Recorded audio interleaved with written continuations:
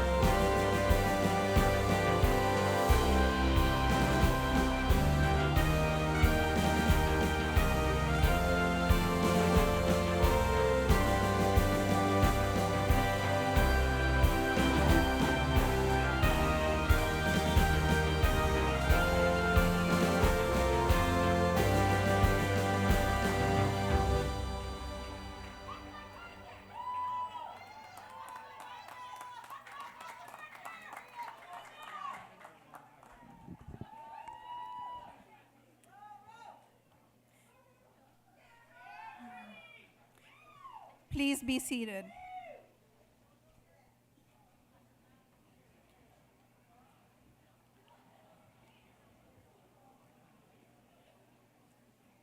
Good morning, everybody.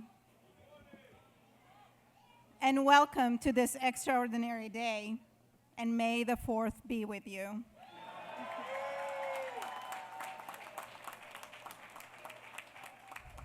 I am Dr. Diana Assad, Provost and Chief Academic Officer of the University of Silicon Valley.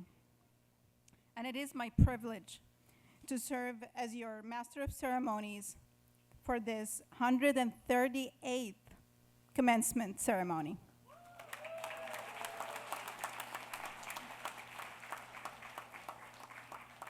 Before we embark on this journey together, I kindly ask everyone to silence their phones or any lightsabers you might have brought along. To begin our ceremony, I'm honored to introduce and invite to the podium USV President Christopher Spahn.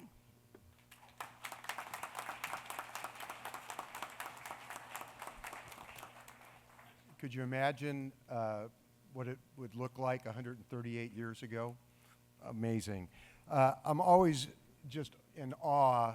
We were just talking outside with the staff about how many graduations I've attended over the years, and I can't really think about how many. There's probably too many, but just when you think, there's not more energy brought into a room, I think we just upped the bar a little bit. So congratulations on bringing a lot of energy.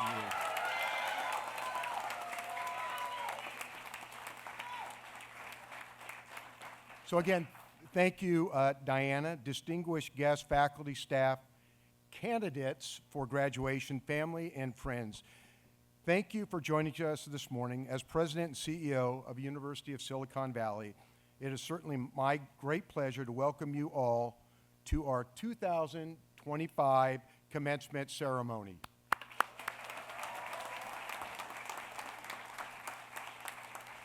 Let me begin by introducing our stage party. As I call each name, I just ask for all of you guys to hold your applause till we get everyone introduced. I'm starting here in the front row, and just speaking. Dr. Diana Assad, Provost and Chief Academic Officer. Alan Gershenfield, our commencement speaker. Alan, I just want to say on behalf of the University of Silicon Valley, what a pleasure to have you here. So welcome, a special welcome. Jim Kiggins, Dean of Game and Animation. Zoe Wen, Dean of Academic Affairs. Carlos Brown, Dean of Students. Kelsey Pham, valedictorian. John Hayes, Professor, Department of Business and Entrepreneurship. Yes, John's going to get a special award, I hear. Next, in the back row, Dr. Andre Fedden, Vice President of IT. Dr. Preeti Mohindru, Professor, Dean of Arts and Sciences. Kong Bang, Professor, Department of Digital Art and Animation. Dr. Ramesh Kanda, Professor, Dean of Computer Science. Robert Steinberg, Professor, Department of Business Entrepreneurship. Stephen Yee, Professor, Department of Arts and Sciences. And lastly, but not least, Dave Perry, Professor, Department of Digital Art and Animation. Let's give them all a round of applause.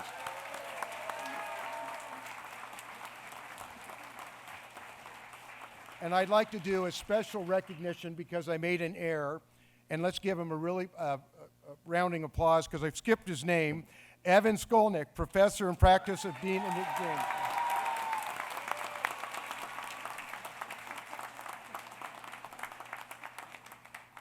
I just shook his hand and said I owe him a drink and dinner. Oh boy, here we go. All right, well, we're gathered here today to celebrate the exceptional achievements of our graduating students, individuals whose hard work, determination, and perseverance have brought them to this proud moment. I'm continually inspired by the unwavering spirits and the resilience you have shown. You have met every challenge with every determination, adapted to the changing circumstances, and seized every opportunity with your courage and creativity. To our graduates, I offer this advice. As you begin the next chapter of your journey, welcome change as a constant. In our world defined by rapid transformation, your ability to adapt and innovate will be your most valuable strength. The experiences you've gained here offer under extraordinary circumstances are a testament to your grit and perseverance. You've emerged stronger, wiser, ready to shape the future. Let your accomplishments here serve as the foundation for your next great endeavor. Whatever path you choose, whether it's revolutionizing the industry through your cutting-edge algorithms, launching visionary enterprises, reshaping the arts, or moving the world through music, you carry with you the potential to achieve remarkable things. What has especially stood out to me about this class is your sense of camaraderie and compassion. In your time here, you have demonstrated a strong commitment to one another and to the broader community. From your enthusiastic participation in campus life to your meaningful contributions to the university initiatives, your impact is lasting and profound. As we celebrate your achievements and say farewell, know that you'll always be part of this incredible community. And we look forward to the incredible things that you will accomplish. So with that, it's my pleasure to welcome back to the podium our Provost, Dr. Diana Assad.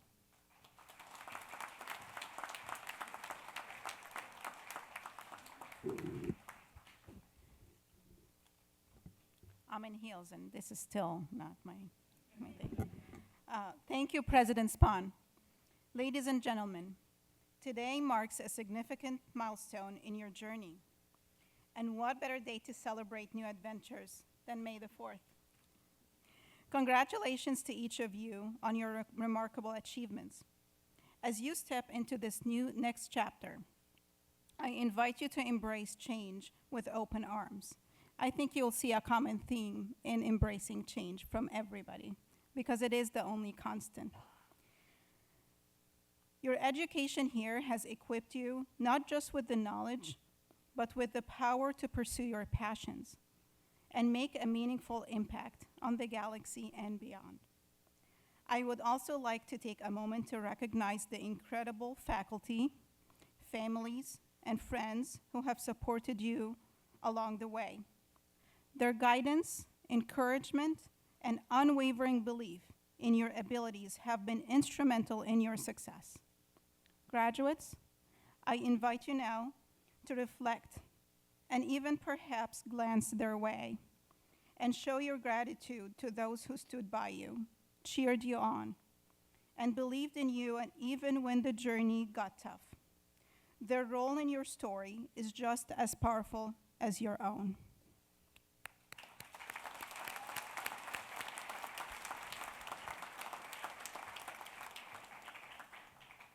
As you move forward, hold fast to your dreams and never forget the journey that brought you here. Your story is just beginning. Congratulations, graduates.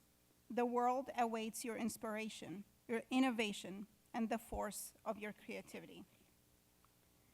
Thank you and best wishes for the journey ahead.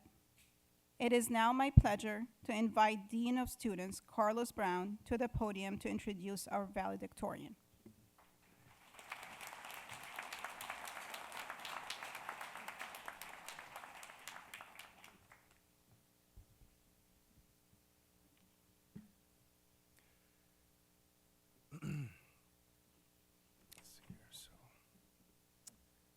Kelsey is a remarkable voice within our community, one who has not only demonstrated academic excellence, but also deep empathy, resilience, and wisdom far beyond her years. Her journey through USV has been marked by creativity, perseverance, and an unwavering commitment to uplifting others. Today, Kelsey will share reflections that remind us all of a profound truth: that success is not solely measured by outcomes, but by the care we extend to one another and the communities we build along the way. Through the lens of growth, perseverance, and connection, she captures the spirit of not just her own achievements, but the collective strength of this graduating class. Please join me in welcoming to the stage our valedictorian, Kelsey Pham.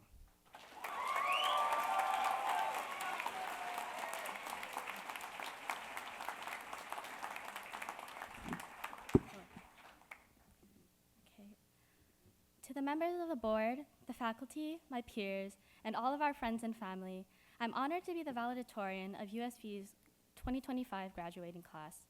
Honored, but troubled. Allow me to explain. When first planting a flower, what must you do to ensure it vibrantly blooms? Well, that depends on the flower. Saffron crocuses are easy. They abundantly grow during autumn, so long as you shelter them within the sun's reach and place them in moist soil. Irises, however, are ill-suited for restless, impatient hearts. They must be submerged in the cold for several months before being subjected to extensive warmth, all while remaining hydrated the entire time. Should you meet these conditions with flying colors, it is still possible nothing will bloom for 1, 3, 5, perhaps even 10 years. Nonetheless, irises are far from the most challenging flower to grow. Hydnora africana have only been cultivated from the seed once in known history. Meanwhile, Sarcodes sanguina and Monotropa uniflora have merely been discussed as flowers to grow in theory, never in practice. Though every flower will do everything it can to flourish, they only manage to when placed in the right environment, under the right conditions, with the right amount of support. I'm one of the few who had exactly that. My parents, to my immense gratitude, have wholeheartedly granted me the liberty to pursue this rather turbulent career path. I was further blessed to be engaged to a wonderful partner and have just as wonderful friends, brimming with an unshakable passion for the arts. The late nights in which we all rambled on about the stories, the characters, the feelings we so love, they are high among my most cherished treasures. Last, but certainly not least, is the irreplaceable amount of support the professors and faculty, but most especially Professor Skolnick and Professor Campbell, have given me in hopes of cultivating the potential they saw, bolstering my confidence so that I may stand before you all now. Though I still and will always have a ways to go, it is because of you all that I can feel a spark of pride in the things I do and think that perhaps, maybe I do have a shot at this game writing and narrative design thing. But therein lies the crux of my dilemma. When you realize how people are not so different from flowers, it becomes painfully apparent that a large part of why I had gotten this far was because I was lucky. Truthfully, it was a little more than a year ago that I mustered the effort it took to build pyramids just to claw my voice out for simple hellos and how are yous. It was not so long ago that I had to resist the urge to bolt out of the classroom every time I presented. Even now, honestly, I feel so dizzy I want to faint.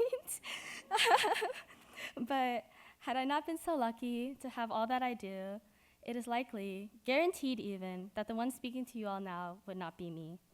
It could have been someone who did not have the financial means to easily attend school and had to divert their attention between taxing jobs and never-ending schoolwork. Or it could have been another one of you, fighting tooth and nail with your parents to simply be you and do what you love. Further still, it could have been one of you, someone who doesn't quite fit into our current systems of academia, but shines beyond the confines of our school campus. It could have really been any of you representing our class today, had you been dealt a better hand. From my place as team lead and/or project manager in school projects, I've watched countless classmates struggle out of the ill-fated circumstances they're faced with, exerting far more effort than I ever had to touch the skies. But they receive little to no recognition in a society that values results over the journeys that people must take to reach that place at all. All the more unfortunate is the timing in which we are graduating. The current state of the world is unkind to fresh graduates, most of us riddled with unsurmountable debt. Job security, the chance to own a home, and the prospect of existing beyond the bare minimum of survival have begun to sound like something that we could never reach at all. The world demands only a specific kind of flower, one palpable to the masses and easily exploited by the predators flaunting their dollars up top. But who can claim that an evening primrose is objectively more beautiful than a snowdrop, a dandelion more than a lotus, a daffodil more than a lily? Is there not a charm and beauty to every flower the world has to offer? Is it not the same for us, who are painfully similar to these delicate blooms? Where I may flounder, another would succeed. Where I may fail, another would do it thrice over without breaking a sweat. Each and every one of us has our own merits, skills, and expressions that make us who we are. Unwilling to acknowledge this, the world may be. But just as the divine right of kings had once seemed immutable, this can be too. For as lovely as a flower is on its own, it is in a bouquet or garden where their beauty truly shines. It is as a community that you come to appreciate them and all their beauty and recognize how each and every single one of them make us stronger, brighter, and all the more delightful. So if there's anything I ask you all to take from this self-indulgent speech of mine, it is to maintain the connections you've made here at this school and support each other. Hold your hand out and uplift one another. Give each other the support we need to grow into the best versions of ourselves and move this deceptively immovable world. And whatever you all do next, I wish you nothing but the best. Please celebrate today's hard-won glory to your heart's content. To our wonderful class of 2025, and to all others in attendance for our ceremony today, thank you for listening.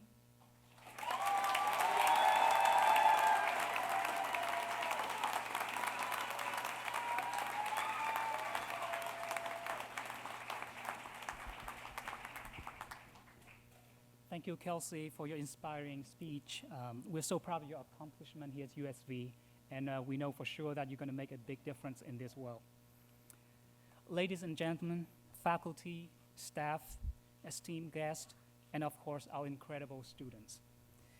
Before I introduce the awardees, I would like to thank digital audio technology alum Anthony Martos, who composed, produced, and provided us with today's processional's music. Thank you, Anthony, for your fantastic composition, Drago Volante.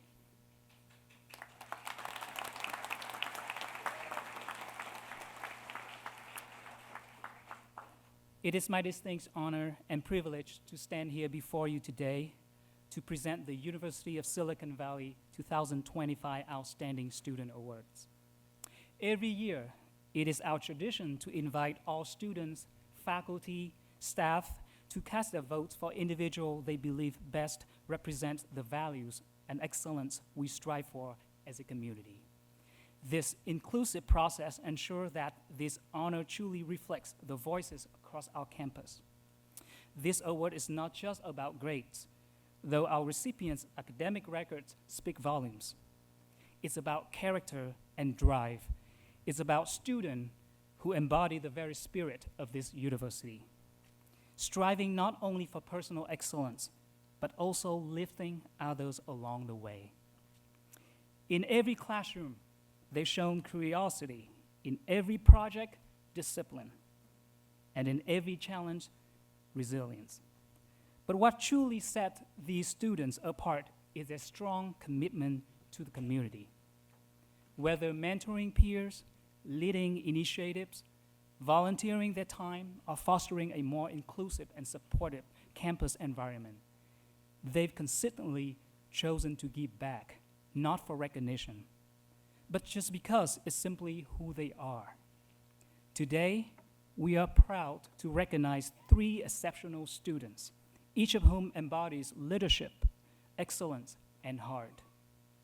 Awardees, when I call your name, please join us on stage to receive your well-deserved recognition. We ask that you remain on stage while we take a group photo. Our first awardee is an inspiring leader who brings out the very best in everyone around her. Known for incredible work ethic, thoughtful advocacy, and kindness, she exemplifies grace, responsibility, and resilience. One community member shared, "She works harder than anyone I know and only wants her team to succeed, all while being graceful and realistic." She's not only an accomplished student, but also a friend, mentor, a role model whose impact will be felt long after today. The recipient of our first 2025 Outstanding Student Award is Adora Tran.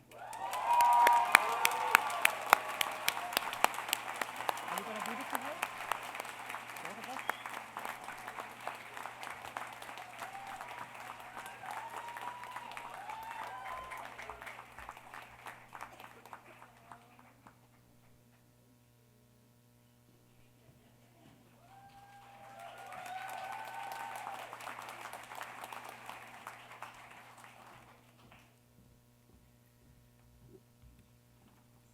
Congratulations again, Adora.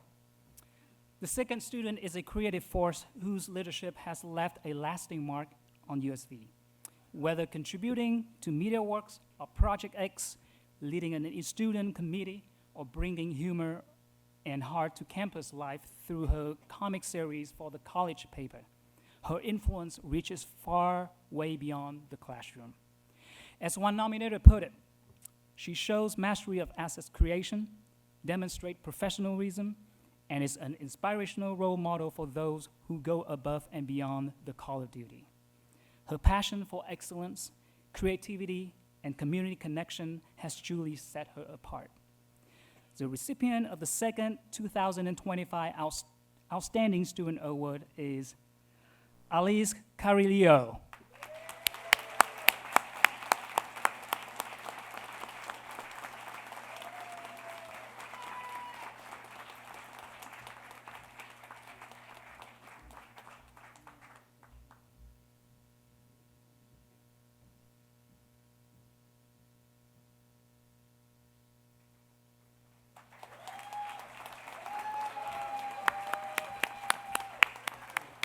Congratulations, Alice.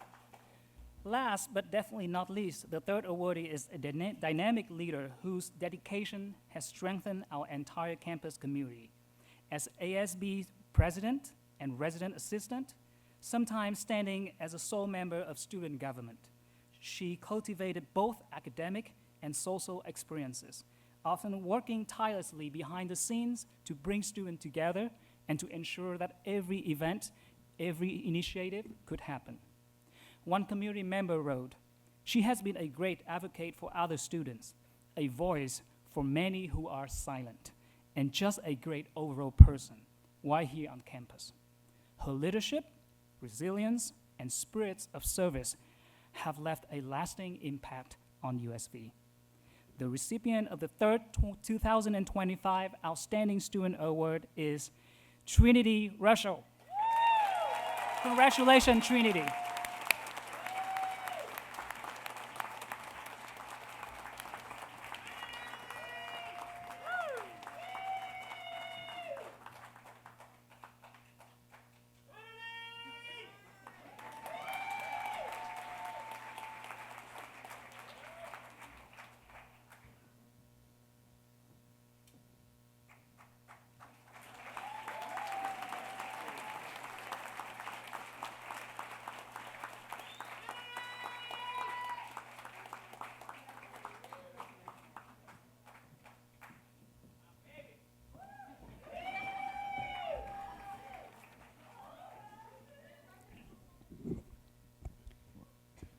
Thank you, Dean Nguyen.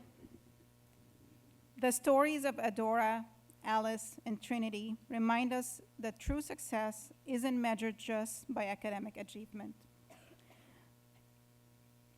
but by the difference you make in the lives of others. Congratulations again to the 2025 Outstanding Student Award recipients. We're so proud of you.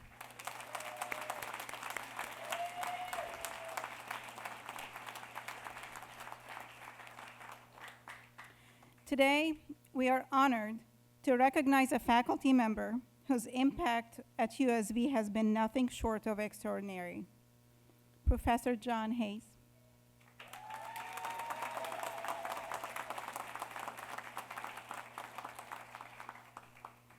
In the spirit of today's celebration, and in the spirit of great mentors who helped us find our path, Professor Hayes has been a guiding force and a steady light for so many of our students. For undergraduate to graduate degree programs, Professor Hayes has demonstrated a rare gift. That is the ability to identify potential long before it even begins to manifest. He encourages bold choices, challenges students to innovate, and offers unwavering support with a kind heart and an open mind. As one student shared, he brought clarity, motivation, and even celebration to every step of the journey, often making the heavy feel lighter and the complicated feel possible. His mentorship extends well beyond the classroom walls. He has shaped careers, strengthened leadership skills, and taught that true success is measured not just by what we accomplish, but by the relationships we build and the values we uphold. Even during late night hours, Professor Hayes has made himself available, offering wisdom, encouragement, and steady reminder that the pursuit of knowledge is a lifelong adventure. It is with great pride that we present Professor John Hayes with the 2025 Outstanding Faculty Award. This award, not yet.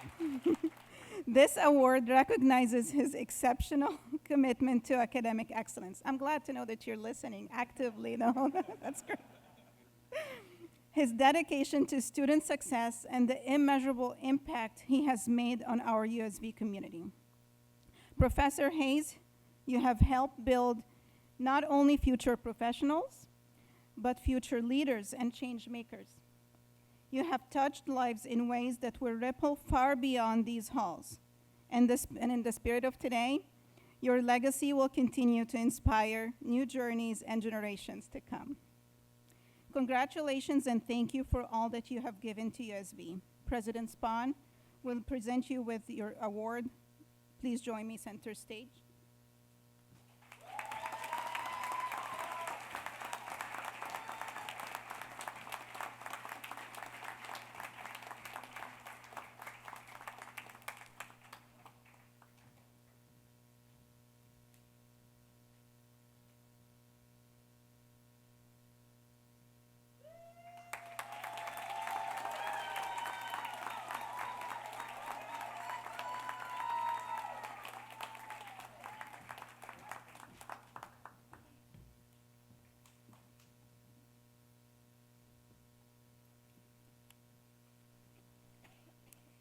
Graduates, families, and guests, it's my great honor to introduce today's commencement speaker, Alan Gershenfeld, a visionary leader who built a remarkable career proving that games can be both powerful entertainment and powerful tools for change.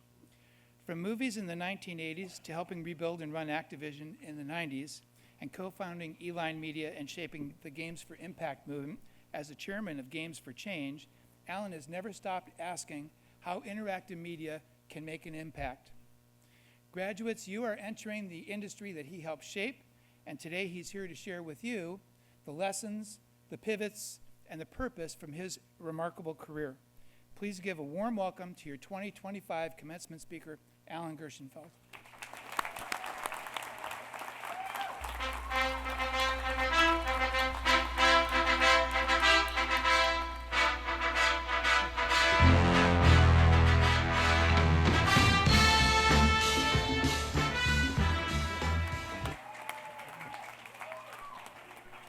Just out of curiosity, how many people know where that music is from by a raise of hands? Okay, there is a generational thing. It'll become clear in a few minutes. So thank you, Jim, and thank you, the leadership of USV, for inviting me. And congratulations, graduates, well done, well deserved, and what a great group of family and friends. You are all about to embark on a journey into the world of storytelling. Whether you're a computer engineer, a composer, audio, art, animation, writer, AI prompt engineer, you're going to be part of telling stories, and stories matter.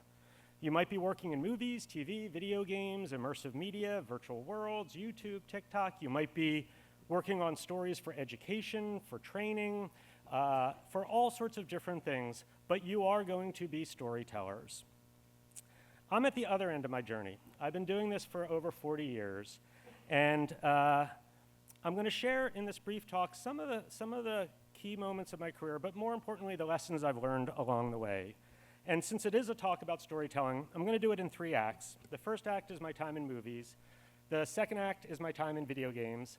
And the third is on what we call video games for good, for change, serious games, harnessing the unique power of the medium to improve the world. When I started, I grew up in Philadelphia. Philadelphia, as many of you know, is a sports-obsessed city. And when I was 14, I remember going to see a movie. You probably know what movie that is. It was Rocky.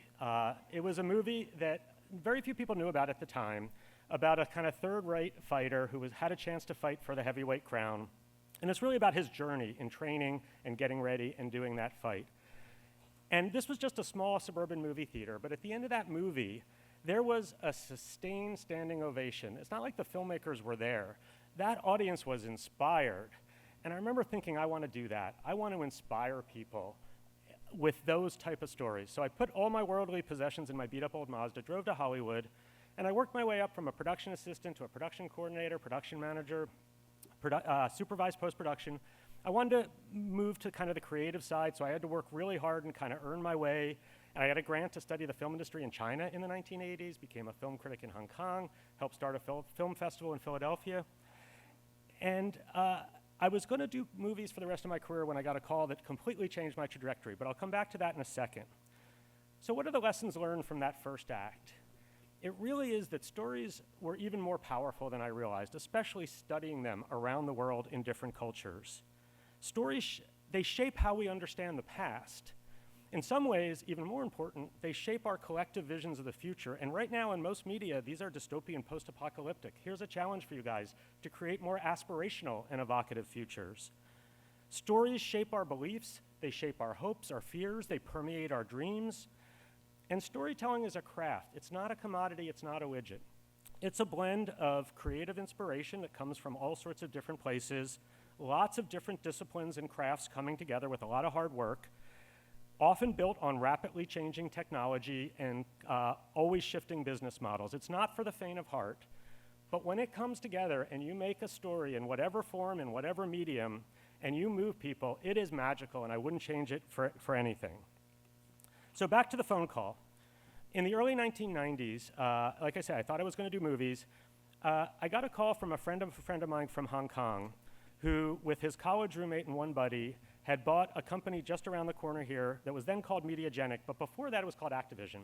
And it had been basically run into bankruptcy. And they had a vision, the CD-ROM was coming out, and that games were going to become more than just one or two programmers. You would need writers and animators, all the different crafts that you guys have learned and are mastering. And so they moved the company down to Hollywood.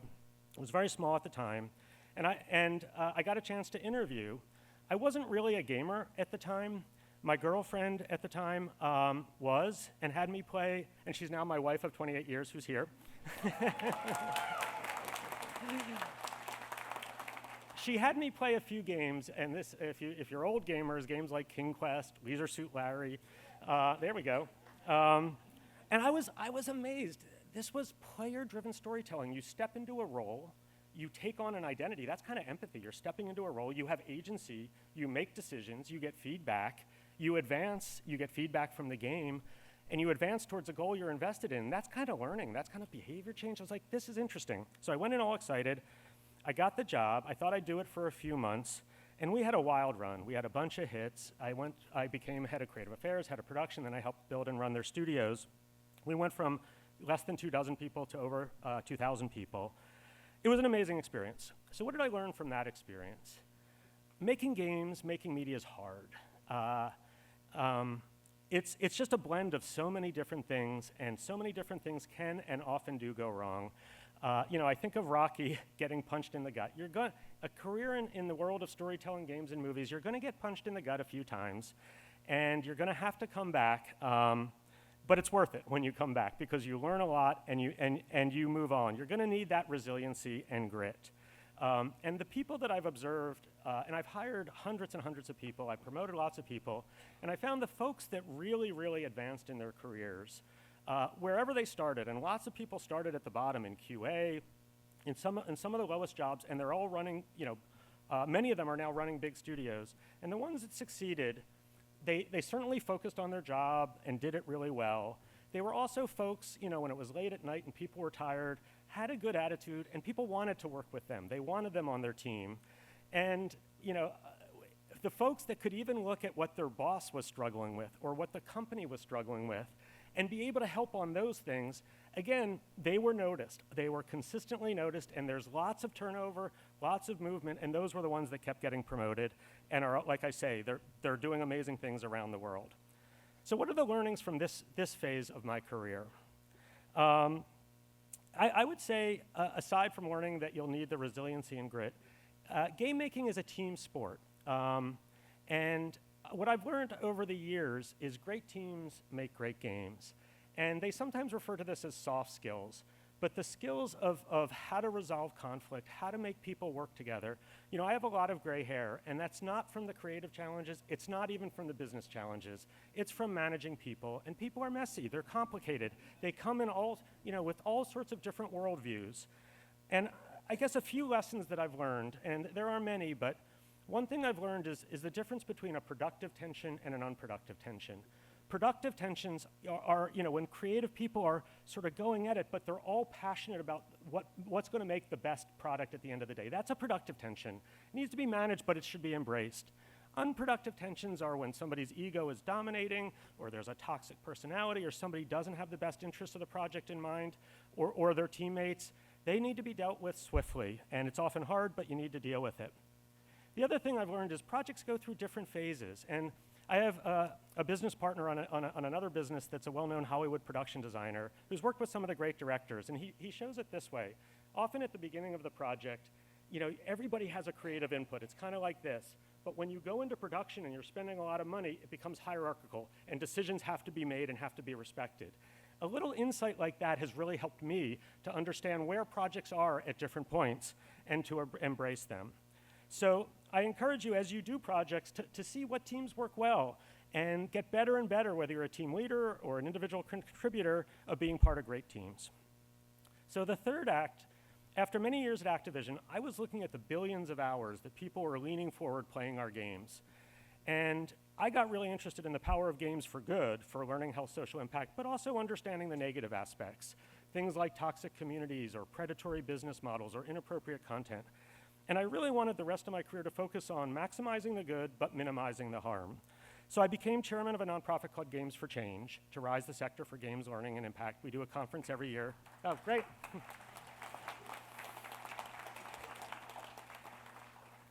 That's very encouraging. Thank you.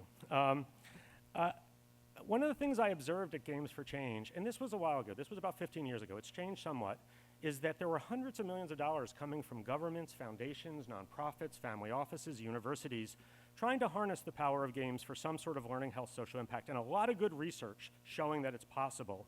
But because game making is so hard, very little coming out the other end that was making meaningful impact at scale. Again, it's changed a bit over the last 15 years. But I co-founded a company called Eline Media with a friend to bring the rigor of Activision to the impact game space, and I've been doing that for the last 15 years. And I'll mention one project that is very special to me and I think to everyone at our company that is an example of what it's like when it all comes together. We were approached by an Alaska Native tribe about 12 years ago whose culture was terribly misrepresented in popular media. I mean, very hurtful stuff. And yet their kids were playing a lot of games. And so the head of the tribal council, a woman named Gloria O'Neill, contacted us. They had seen a talk I had done at Games for Change, invited me and my partner up to Alaska to say, could we do a game that is not about our culture but made with our culture, in our local language, authentically represented it, for a global audience, not a game for their kids per se, but for a global audience so their youth could see their culture represented, and can we make a whole bunch of money? That was a tall order. My business partner had been to 49 states, had never been to Alaska, so we thought, well, this is a good opportunity. It was a blizzard. That was a test, it turns out. We had to fly into a blizzard into Anchorage. But we went up there and we really hit it off with the leadership. Interesting, we were all men, they were all women. But we had a lot of shared values, and we spent 6 months researching it. And we ended up putting together a team of 36 Alaska Native elders, writers, and storytellers, some world-class game makers, a guy who made a bunch of hits when I was at Activision, and I maintained that relationship. He had gone on and ran Tomb Raider, and was looking for his next project. We sent him a bunch of stories that had been passed down for thousands of years. Just think about that, one generation guiding another generation. And they had only recently been written down. And he came on board, we built a studio, we went on a wild 2-year journey, lots of twists and turns and ups and downs. And we released a game in the Inupiat language. We embedded 24 documentaries where you meet the elders, writers, and storytellers that get unlocked in the game. It's a puzzle platform game. And we put it out there and it touched a nerve. We've had 15 million players. We won a BAFTA, which is a British Academy Award, a Peabody Award. We're in the permanent collection of the Museum of Modern Art and the Smithsonian. But in some ways, most powerfully, the tribe took their profits, became our largest investor. Our chairwoman 10 years later is head of the tribal council. We're doing a sequel and a feature film now. And it changed all of our lives. And getting to have an experience like that, again, we've had to have a number of failures along the way to get something that rewarding and that special. The other thing I'll talk about briefly, because I know a bunch of you have used the Endless NSTAR platform. We did a lot of game-based learning stuff early on. We did Minecraft EDU, which we sold to Microsoft, and we put that all into a partnership into the Endless Studios company. And the thing that I want to mention about Endless Studios, because it's going to come up in your career, is what does the future of game making look like? And AI is going to be a big part of it. And it is scary. People are worried, and I'm sure you're worried about AI taking jobs, changing jobs. And nobody knows for sure. If anyone tells you they know for sure, they don't.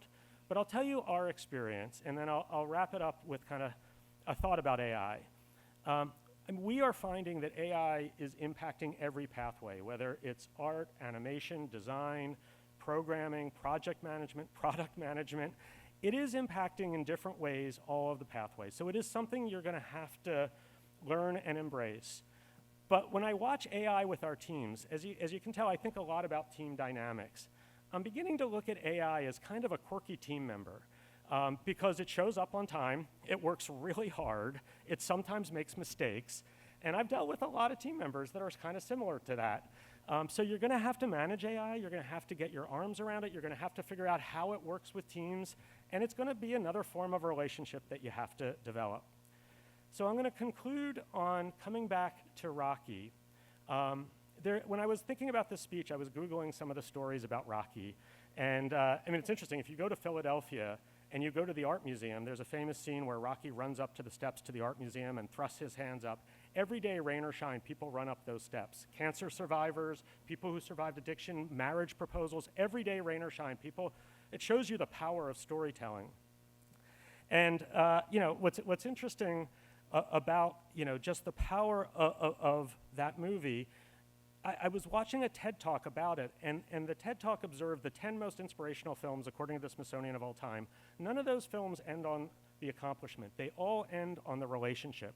So at the end of Rocky, it's Rocky calling out for Adrian. If you watch a movie like Karate Kid, it's Daniel not on the fight with the bully, it's reaching out to Mr. Miyagi, his mentor. And so I'll leave you with the thought that accomplishments matter, skills matter, but at the end of the day, it's the relationships that you've started to develop here, the relationships that you're going to develop over your career that will, A, help you get jobs. Once you have jobs, it'll help you find the best team and team members. And when you accomplish great things, you'll have great people like this to share it for. So I wish you a wonderful career creating inspiring stories, truly fulfilling, and developing and cultivating great relationships along the way. Thank you.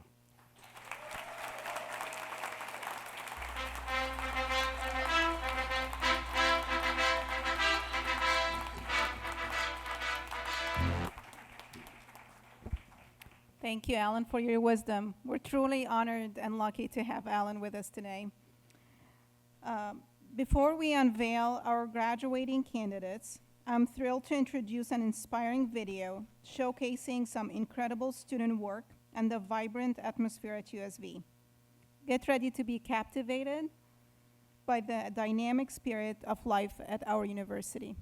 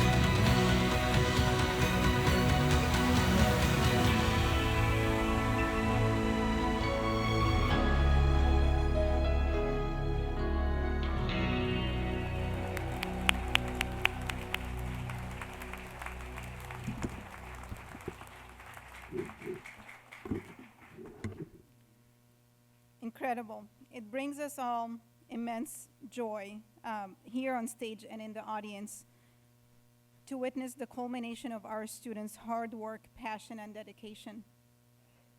Now we come to the highlight of today's celebration, the presentation of candidates and the conferral of degrees. As we begin, I kindly ask our audience to remain seated and keep the aisles clear, allowing our graduates to walk through gracefully.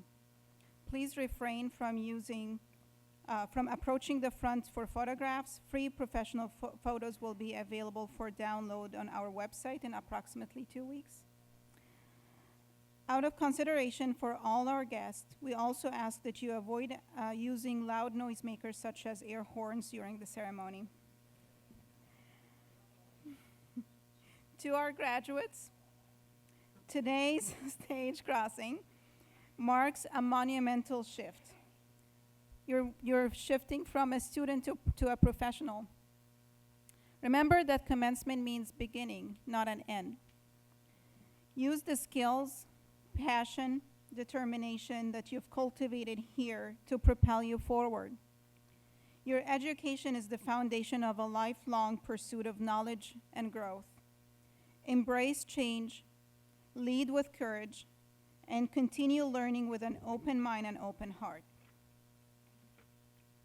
Let this moment mark the dawn of an extraordinary new chapter, and may this day ignite the remarkable journey that lies ahead. It is now my pleasure to welcome to the podium Professor Dave Perry.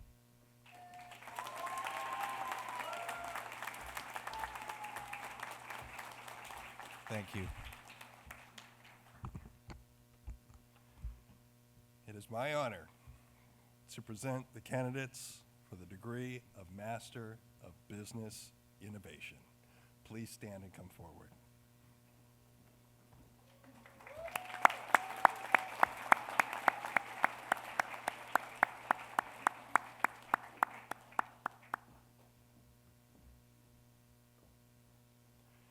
Trinity Russell.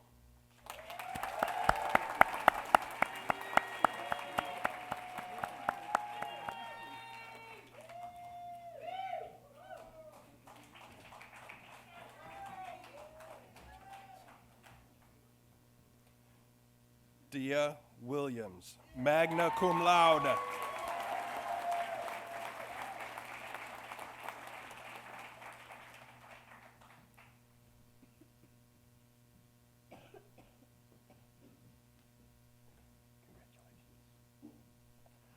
Paula Glant, summa cum laude.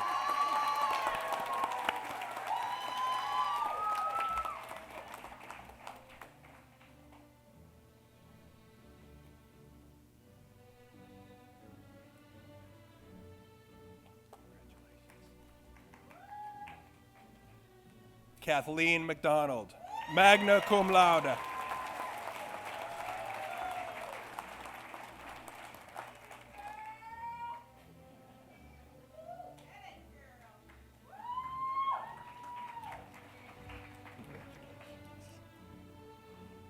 Leslie Anderson, summa cum laude.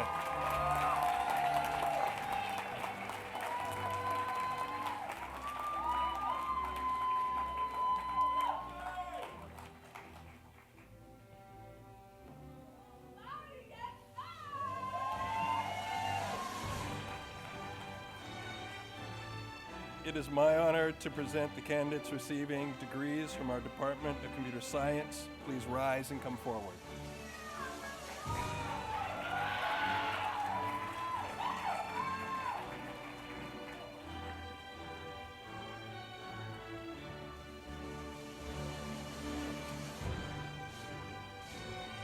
David Ruiz, cum laude.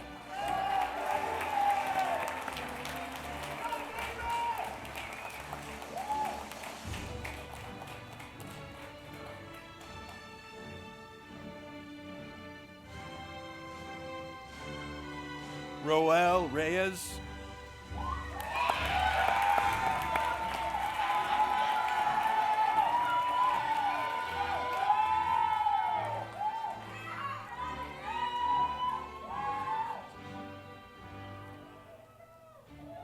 Savannah Watts, magna cum laude.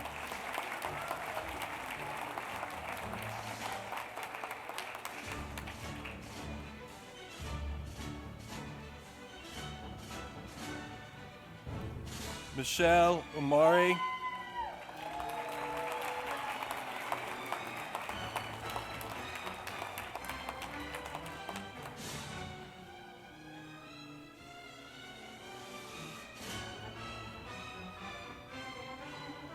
Milatu Kamara, cum laude.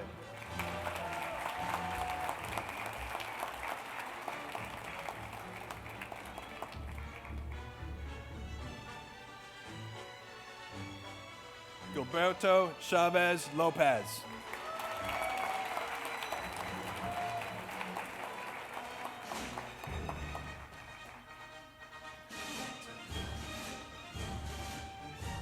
Lowell Wolderton.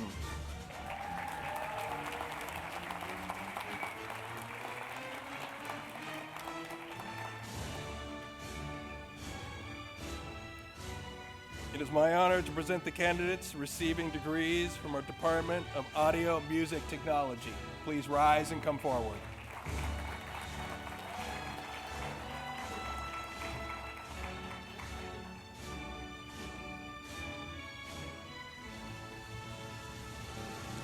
Ricardo Sanchez.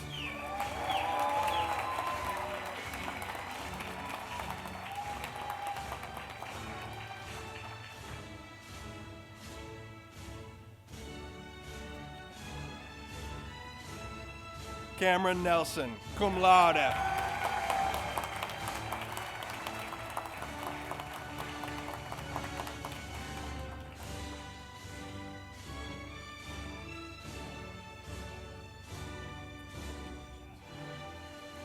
Nicholas Larum.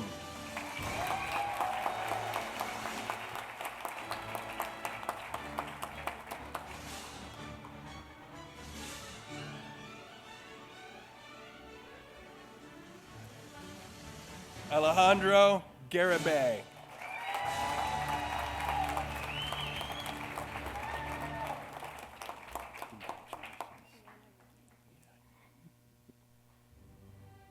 Kiona Raguini.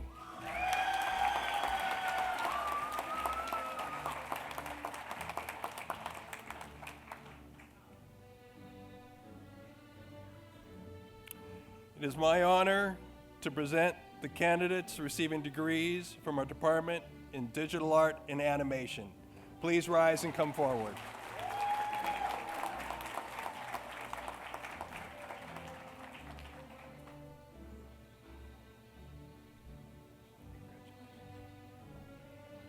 Vix Stillman.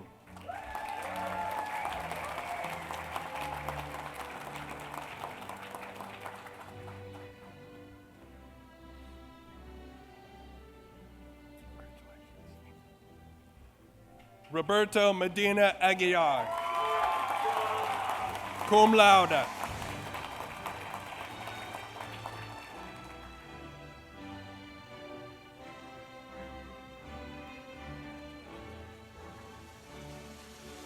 Gianna Guerra.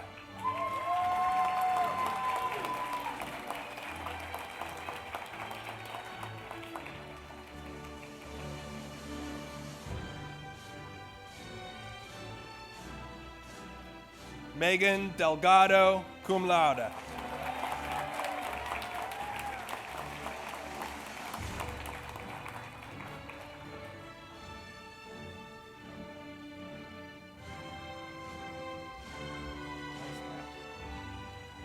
Jasmine Aguirre.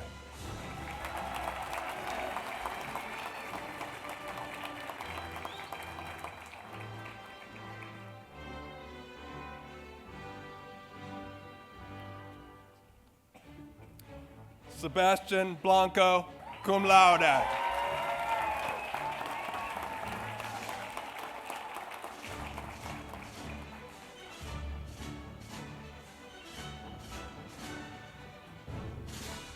Lynette Cariglio, cum laude.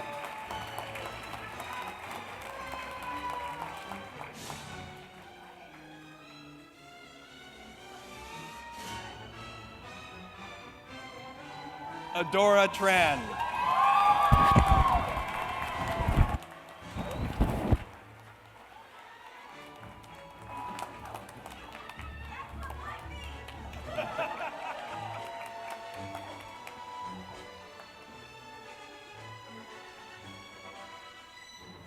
Angelo Cerezo, magna cum laude.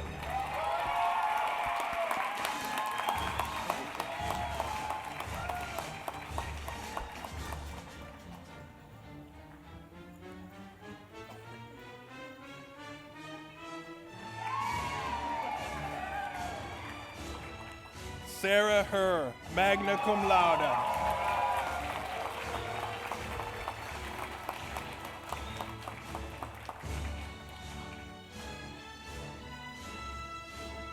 It is my honor to present the candidates receiving degrees from our Department in Game Design Development. Please rise and come forward.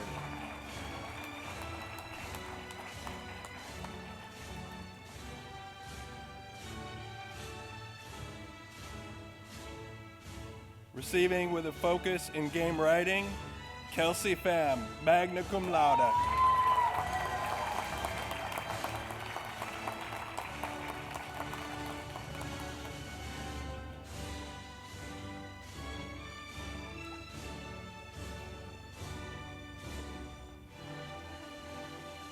Cheryl Del Money, magna cum laude.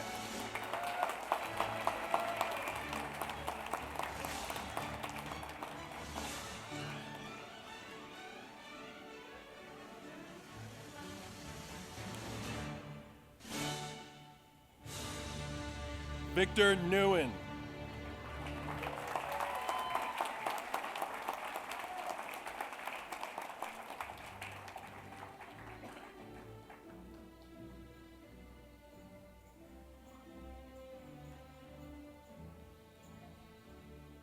Receiving degrees in game design art, Philip Nguyen. Congratulations.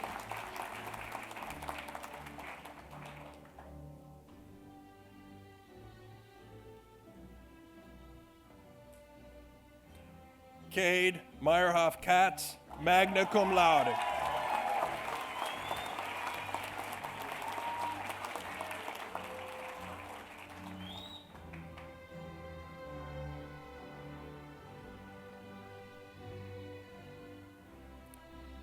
Aiden Burtness.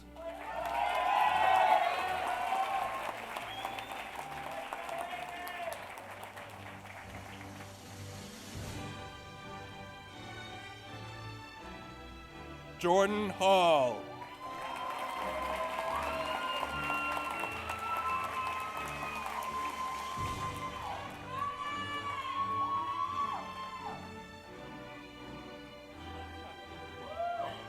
Also receiving with a focus in game writing, Kiana Malalot, cum laude.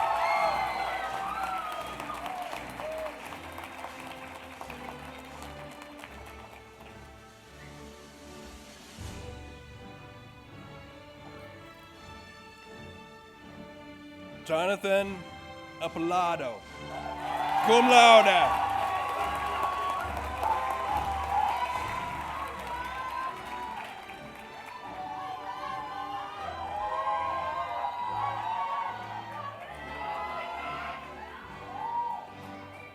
Madison Tremblay, cum laude.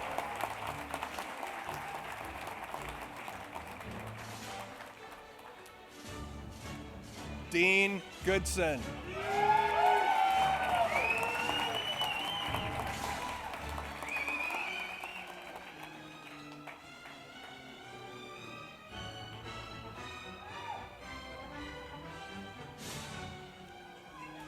Receiving degrees in game design, Ethan Robichaux, cum laude.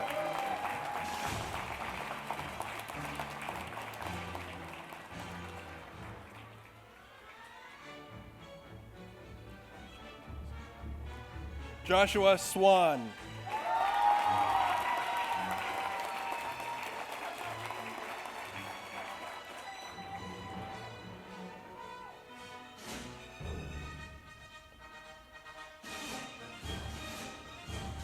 Receiving degree in game engineering, Yusuf Barakat.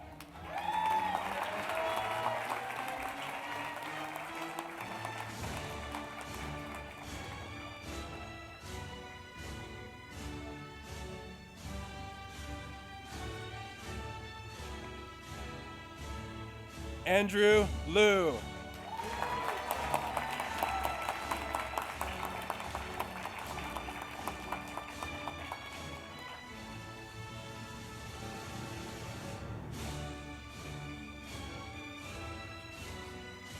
Jonathan Escalara Ibarra.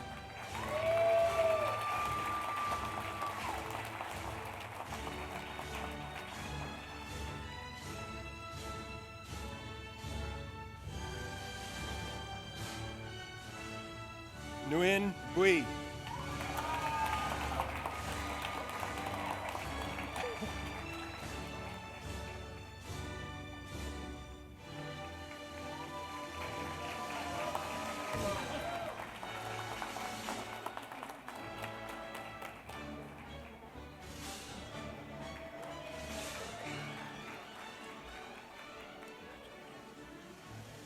Ian Chamberlain, magna cum laude.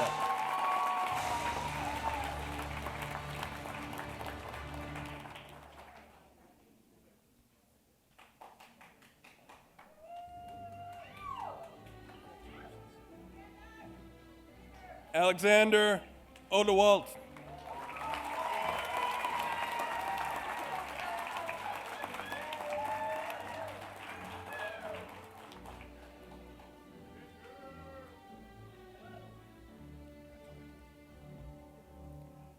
Joshua Buckman, cum laude.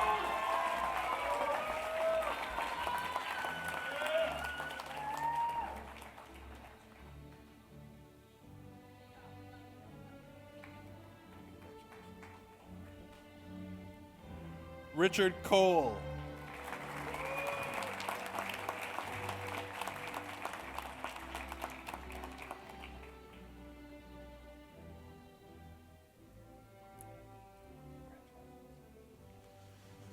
Rhea Magat, cum laude.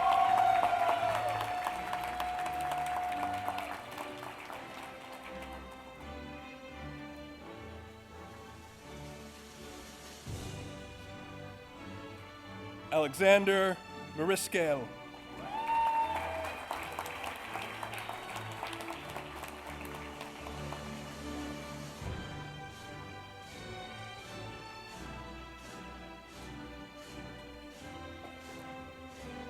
Cadence Cook, cum laude.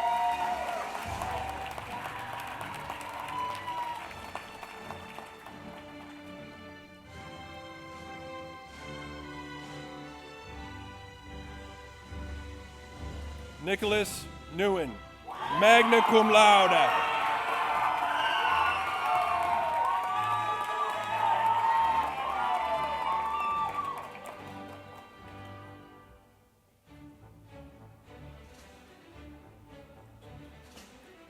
Christian Santos, cum laude.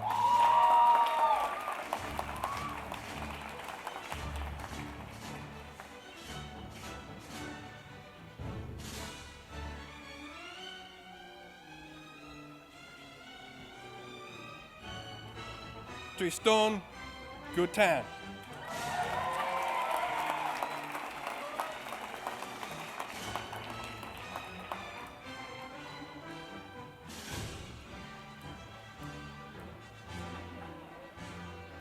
Marco Hernandez Bravo, magna cum laude.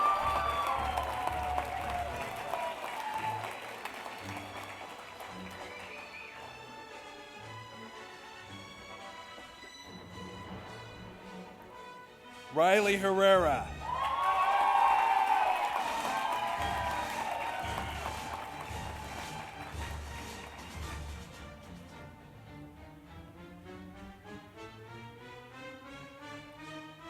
Matthew Yanito.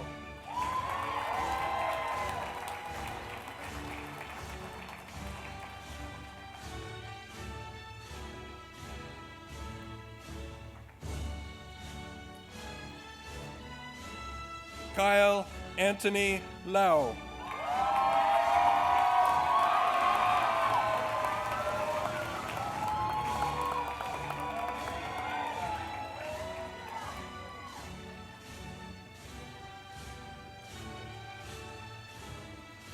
Alfredo Pineda.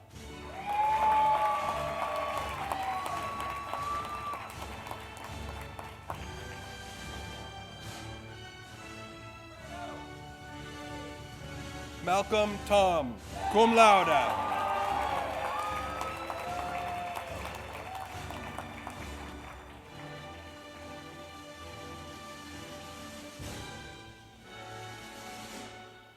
Jaden Valdez.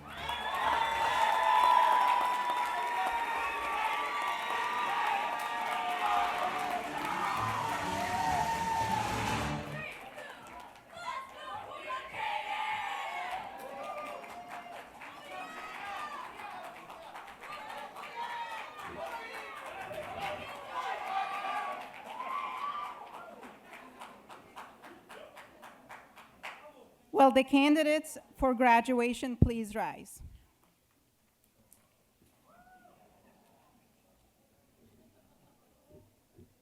President Spahn, upon recommendation of the faculty of University of Silicon Valley, I certify to you that each candidate on the official graduation list has completed all requirements for the respective degrees, and the degrees may be conferred. Thank you, Dr. Assad. Upon the recommendation of the university faculty and by the authority vested in me by the University of Silicon Valley Board of Trustees, I hereby confer upon each of you present and in absentia the degree Bachelor of Arts, Bachelor of Science, Bachelor of Business Administration, or Masters of Business Innovation to which you are entitled, with all rights, privileges, and responsibilities pertaining thereto. Congratulations on your achievement.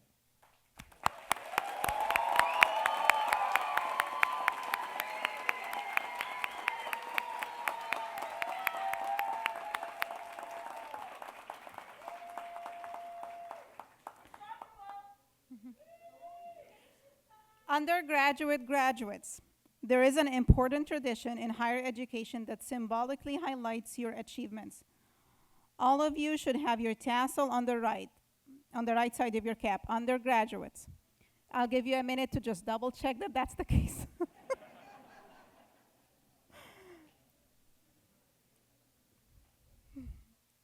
All right, well, on the count of 3, please move your tassels from right to left. Audience, please join in. Are you ready?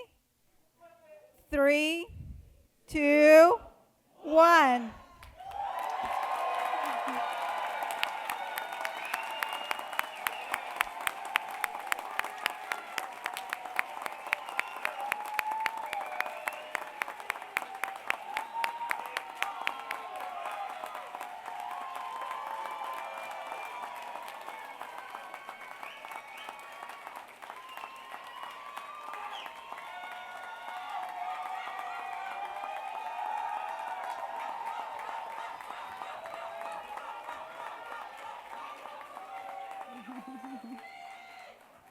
Well, once more, please join me in congratulating our 2025 University of Silicon Valley graduating class.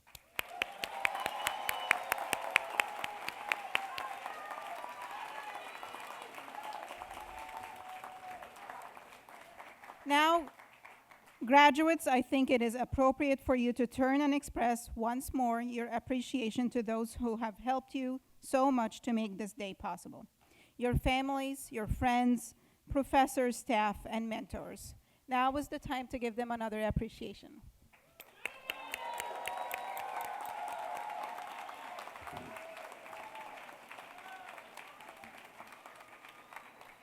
You may be seated.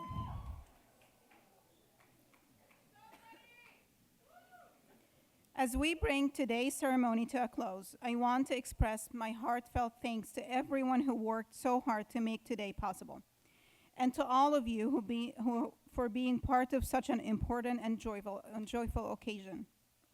Following the ceremony, I invite you to join us for light refreshments in the lobby as we continue to celebrate our graduates' achievements together. Graduates, it has been my honor and privilege to be a small part of your educational journey. But I am confident that the road ahead will have its shares of detours and challenges.